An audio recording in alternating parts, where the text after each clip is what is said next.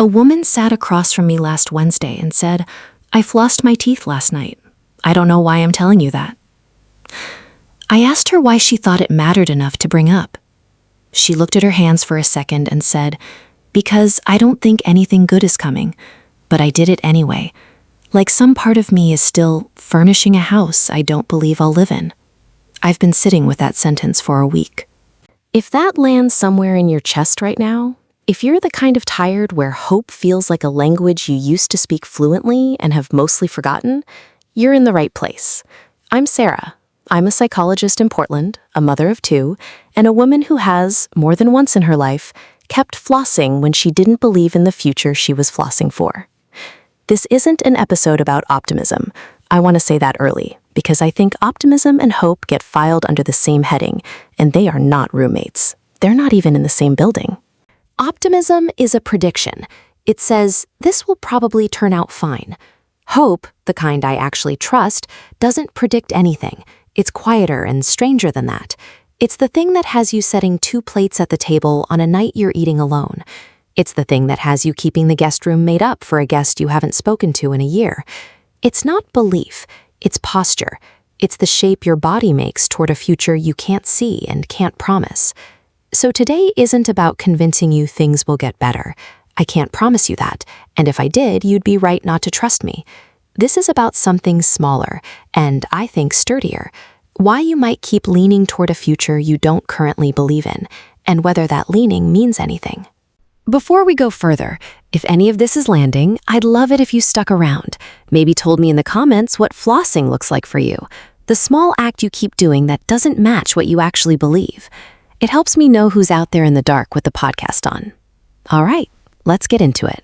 Let's clear the ground first, because most of the pain around this topic isn't about hope itself. It's about a version of hope somebody sold you that was never real. You were probably taught, somewhere along the way, that hope requires evidence, that you're only allowed to hope for something once the facts start pointing in that direction. Test results improve, then you can hope. Relationship shows signs of repair, then you can hope. Bank account stabilizes, then you can hope. That's not hope, that's forecasting. And forecasting is a perfectly good skill. I was a physics major. I like forecasting. But it's not the same organ as hope, and it's cruel to demand hope produce forecasting's paperwork before it's allowed in the room. Real hope, the kind that actually holds people up, doesn't wait for evidence. It can't. If it waited for evidence, it would just be relief, arriving late, after the danger's already passed. Hope is for before the evidence exists. That's the whole job description. I have a client, I'll call her M, not her real initial, who comes in most Wednesdays at 4. She's been unemployed for 11 months. She has sent out over 300 applications. She told me a few weeks ago, flatly, no self-pity in her voice at all. "I don't think I'm getting a job. I think I'm just going to keep doing this until the money runs out." And then, in the same breath, she told me she'd spent Sunday reorganizing her closet by season.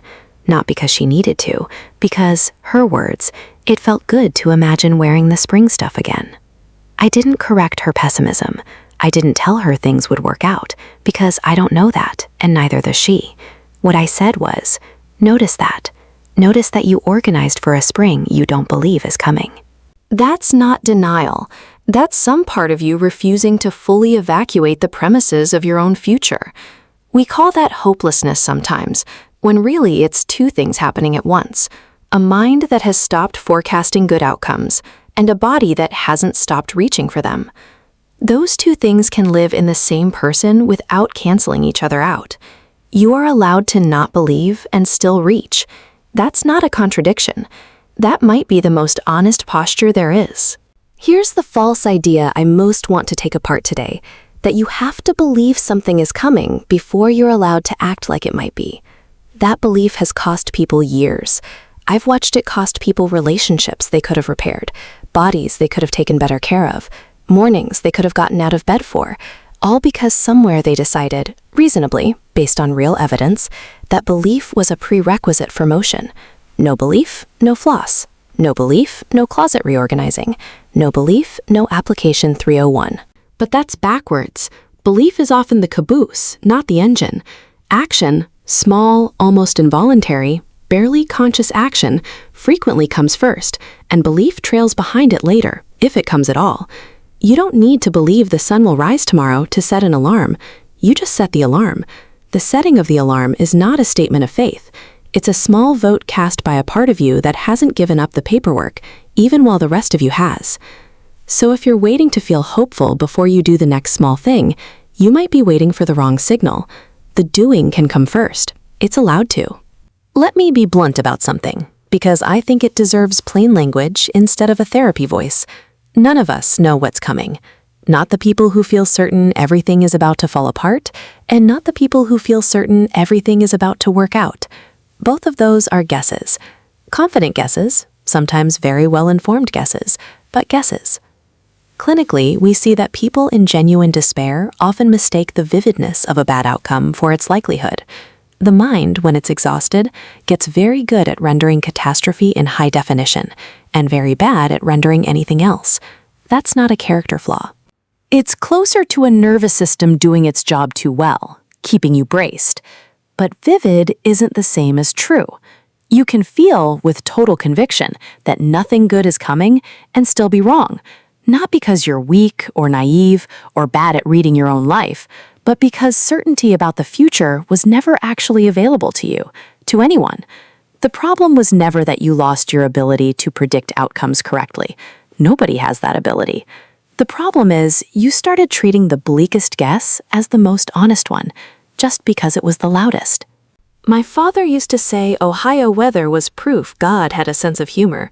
You'd wake up to frost, and by 4 in the afternoon it'd be 70 degrees, and everyone would be standing outside in shorts, looking faintly betrayed, like the sky had lied to them on purpose.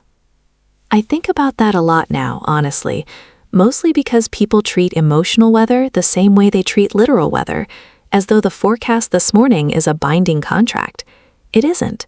Today's certainty that nothing good is coming is exactly as reliable as this morning's frost was at predicting the afternoon, which is to say informative but not final. You're allowed to check again later. You're not required to hold the same forecast all day. I want to come back to this distinction because I think it's the whole episode, honestly. People avoid hope because they've confused it with a kind of forced cheerfulness they rightly find insulting. Nobody wants to be told to look on the bright side while their life is on fire. Hope, the real kind, doesn't ask you to look on any side. It doesn't ask you to feel good. It asks almost nothing of your emotional state at all. What it asks is smaller and stranger. Keep one door unlocked. That's it. Not expect someone to walk through it. Not feel excited about who might. Just don't nail it shut. Leave the smallest possible margin for a future you can't currently picture. You can be devastated and still leave the door unlocked. Those aren't in competition. If you're listening to this at a time that isn't good, car after a long shift, kitchen at midnight, bed you can't quite fall asleep in, I want to say something directly to you, not as a therapist, just as a person who's been in that kind of dark more than months. You don't have to believe anything right now. I mean that. You don't owe this episode your hope. What I'd ask instead is there one thing you're still doing that doesn't match what you currently believe? Setting an alarm? Watering a plant? Keeping a photo up? Answering a text eventually? Even a slow eventually? If there is, that's not nothing. That's a part of you that hasn't finished evacuating. Some people would call that denial. I'd call it the last honest thing standing. I'll tell you my version, briefly, because fair's fair. There have been stretches of my life where I did not believe, in any real sense, that the next chapter would be better than the one I was in. I kept showing up to things anyway, client sessions, my kids' school pickups, my own dumb daily habits, not because I trusted the outcome, but because some quieter part of me had apparently decided to keep furnishing the house, regardless of what the rest of me believed about whether I'd live in it. I don't think that quiet part was being foolish. I think it might have been the wisest thing in me. It didn't need proof. It just kept setting the table. So, something good is coming, even if it doesn't feel like it. I'm not going to end by telling you that's true, because I can't know that, and I promised you at the start I wouldn't sell you a forecast dressed up as comfort. What I'll say instead is this: you don't need to believe it to act like it's possible.